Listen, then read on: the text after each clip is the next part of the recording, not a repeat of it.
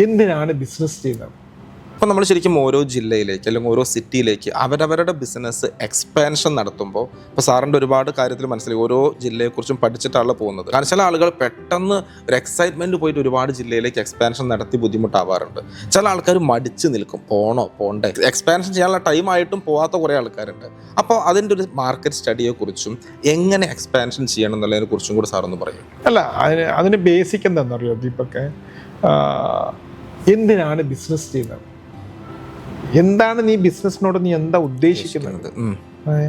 അപ്പോൾ അതൊരു പാഷനായിട്ട് നീ അത് കൊണ്ടു നടക്കുന്നതാണോ, അല്ലെങ്കിൽ സമ്പാദിക്കാൻ വേണ്ടിയിട്ട് അത് ചെയ്യുന്നതാണോ? മനസ്സിലായോ? രണ്ടാണ്.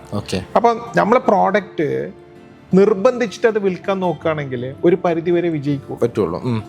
പലരും ചിന്ത അങ്ങനെയാണ്, എന്തെങ്കിലുമൊക്കെ പറഞ്ഞ് മനസ്സിലാക്കി കൊടുത്തിട്ട് അത് എങ്ങനെ വിൽക്കാന്നുള്ളതാണ്. അങ്ങനെ ബിസിനസ് തുടങ്ങിയത് അത് മുന്നോട്ട് പോകില്ല.